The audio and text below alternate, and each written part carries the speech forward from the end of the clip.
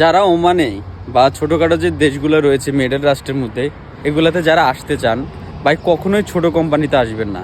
ছোট কোম্পানিতে আসলে আপনার অনেক বিপদ হতে পারে। যখন আপনি দেশে যাইতে চাইবেন তখন বলতে পারেন কেমন, এই ছোটোখাটো কোম্পানিগুলো কখনোই আপনার ঋণ পরিশোধ করবে না। মানে আপনার যেই হক, আপনার যে স্যালারি, সেটা কিন্তু তারা কখনোই পেমেন্ট করতে পারে না, কারণ তাদের আয় অত বেশি নাই।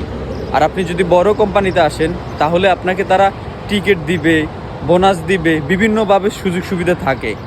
তো ছোট কোম্পানিতে আসলে হয় কি, আপনি দেশে যাওয়ার জন্য আপনার বিভিন্ন ধরনের চ্যালেঞ্জ নিতে হবে, যেটা আপনার নিজেকে হ্যান্ডেল করতে হবে। কিন্তু আপনি আপনার যে স্যালারি, অনেক সময় দেখা যায় স্যালারিটাও রেখে চলে যেতে হয়। আর বাংলাদেশে যাওয়ার পর তো আপনি 2 মাস 3 মাস যাই থাকেন, ওই স্যালারিটা তো পান নাই, আর যেটা করে গেছেন সেটাও পাবেন না। আর বড় কোম্পানিতে আপনি চাইলে হয় কি, আপনি বাংলাদেশে 3 মাস থাকলে ওই 3 মাসের স্যালারিটা কিন্তু দিয়ে আপনাকে বাংলাদেশে পাঠাবে। তাহলে হয় কি, আপনি চলতে ফিরতে বা আপনি কেনাকাটা করতে সুযোগ সুবিধা ভালো হয়। আর ছোটো কোম্পানিতে এগুলো কিছুই পাবেন না। তো যারাও মানে আছেন বা বিভিন্ন দেশে আসতে চান, ছোট কোম্পানিতে কখনোই আসবেন না, এটাতে আপনার বিপদ হতে পারে।